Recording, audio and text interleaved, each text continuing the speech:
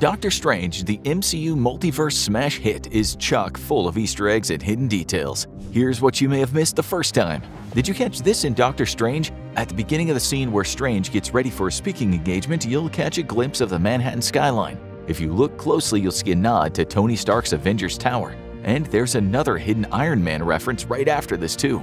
Did you notice that Doctor Strange has the same taste in watches as Iron Man? The watch he chooses before heading out to his dinner is the Jaeger-LeCoultre timepiece, the same brand of watch Tony Stark chooses in Iron Man 2 before his hot mess of a birthday party. When Doctor Strange pulls the timepiece out, we get a close-up of the watch, where we can see that the watch is set to 5:16. In the Bible, Galatians 5:16 says, "So I say, walk by the Spirit, and you will not gratify the desires of the flesh," which fits with the teachings of the Ancient One. Sure, this may be coincidental, but it's not the only biblical reference in the film. But if you can believe it, there's yet another reference hidden on this watch. This being a JLC Master ultra-thin perpetual watch, it also shows the current date, February 2nd, 2016. February 2nd just so happened to be Groundhog's Day in the US. Groundhog's Day is an American tradition where weather science is thrown out the window and a random rodent is asked whether or not there will be 6 more weeks of winter. But it's also a movie where Bill Murray gets trapped in a time loop.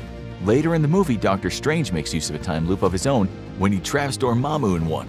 Just before his big crash, Strange is on the phone with Billy, who rattles off a bunch of medical cases for the doc's choosing. Billy tells him about a 22-year-old woman with schizophrenia with an electronic implant in her brain struck by lightning. If you know your comic book lore, then this patient should sound familiar to you. This is how superhero Madeline Joyce, aka Miss America, came to be. She received powers when an experimental electrical device her uncle was testing was struck by lightning. In the comics, Madeline Joyce has since passed the mantle of Miss America onto a new character, America Chavez, who has the same powers. Doctor Strange is filled with trippy visuals, and once again, comic book fans might have noticed something familiar. There are many similarities between the film and the Doctor Strange comic, The Oath.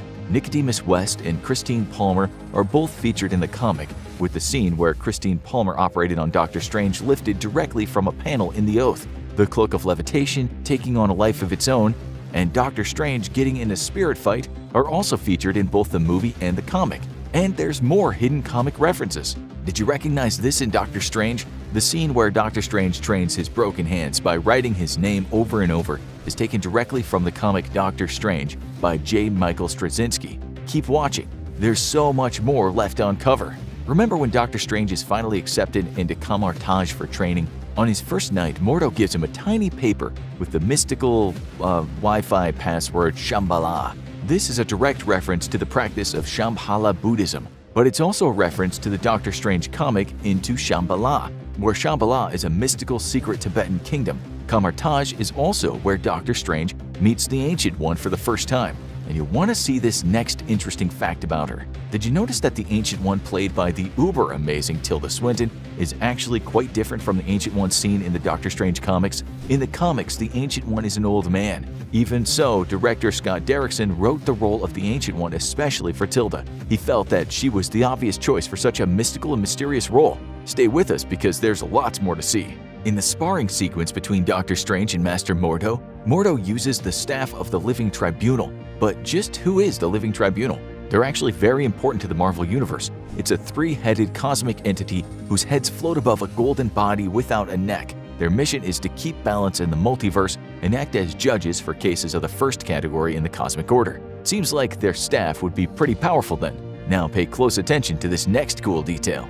Did you notice when Doctor Strange begins to experiment with the Eye of Agamotto and the time spells in the Book of Cagliostro, the focus of his practice is an apple? But why a piece of fruit?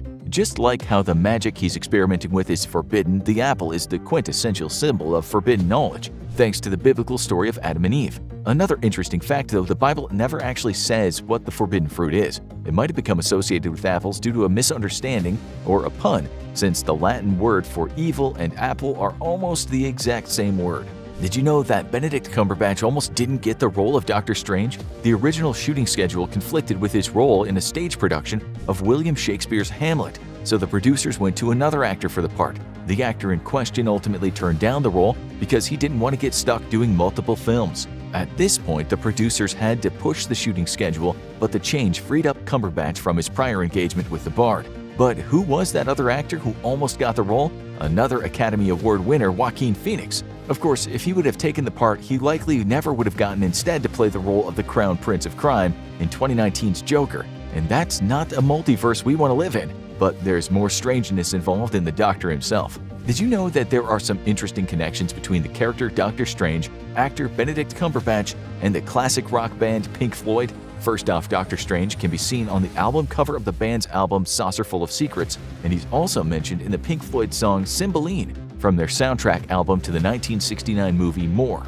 Fast forward to September 28, 2016, just before the release of Doctor Strange movie, and Benedict Cumberbatch actually joined in with Pink Floyd guitarist David Gilmour for a performance of the song Comfortably Numb at Royal Albert Hall. And then, in the beginning of the film, as Dr. Stephen Strange decides what to wear for his dinner event, the song Interstellar Overdrive by Pink Floyd is playing in the background. It's as if Strange, the band, and Cumberbatch were just meant to coexist. And even more secrets from the 60s are to come. After Strange is blasted through the New York City portal, he stumbles out of the Sanctum Sanctorum building.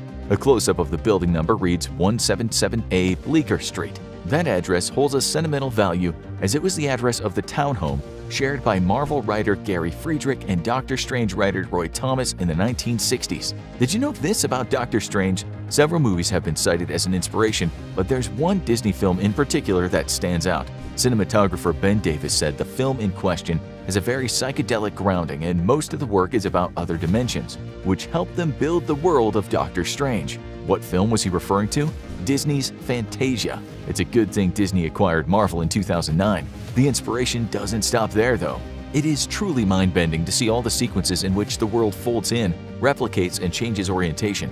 Where do they get these ideas? Aside from Fantasia, the look of the effects were heavily inspired by the fractal concept, and in particular the works of mathematical artist M.C. Escher. Check out this next Easter egg.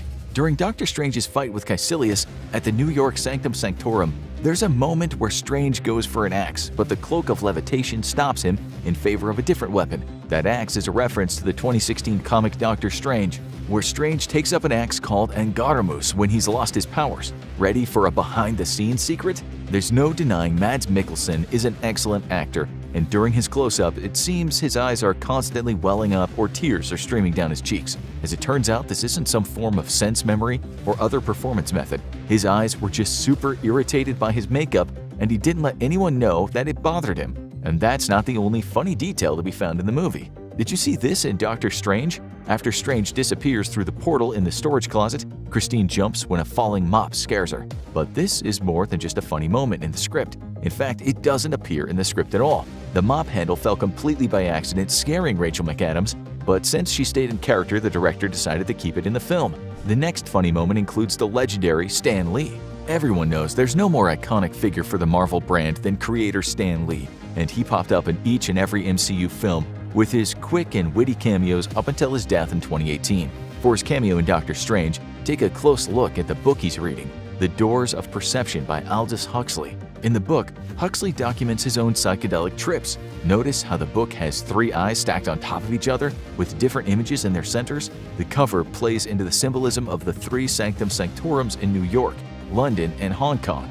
You're gonna love this next behind-the-scenes detail. Remember when the cloak of levitation wipes the tears from Strange's face? The moment was totally improvised on the set, thanks to a suggestion from Strange himself, Benedict Cumberbatch. Another fun fact about this same scene: when Doctor Strange pops his collar, it's a tribute to another character played by Cumberbatch, Sherlock Holmes. On the series Sherlock, Cumberbatch as Holmes would always pop the collar of his coat. Did you happen to notice Mordo says the bill comes due on multiple occasions in the film? This is another reference to the 2016 Doctor Strange comics. In the comics, Strange receives a warning for constantly using magic. He eventually attracts the attention of the Empirical, an order of scientists who take powers away from the magicians on Earth. We've come to the closing credits, but like any Marvel film, that doesn't mean we're done. We still got a few more fun facts for you. During the mid-credits scene, when Doctor Strange is talking to Thor, he's wearing yellow gloves. This detail is an homage to his comic book costume. In the comics, he wore the gloves to protect his hands. Here's an extra piece of trivia. This scene was not directed by Doctor Strange director Scott Derrickson. Instead, credit goes to director Taika Waititi, who directed Thor Ragnarok, which came out after Doctor Strange. Derrickson claims that there was initially no intention for the scene, but that its incorporation was really valuable as it's the first true instance in which Doctor Strange connects with another member of the MCU. Take a look at this next credit sequence Easter egg. There's a disclaimer at the end of the final credits warning viewers about the dangers of distracted driving. This, of course, is referring to Doctor Strange's car accident that could have been avoided had he not been using his cell phone. While a very important safety tip, it's possible this is a callback to the joke that repeats several times throughout the movie about essential warnings appearing after instructions instead of before. I hope you liked the video and found some things you missed the first time in Doctor Strange. Make sure you subscribe to Movie Logic for more daily movie facts, trivia, and Easter eggs.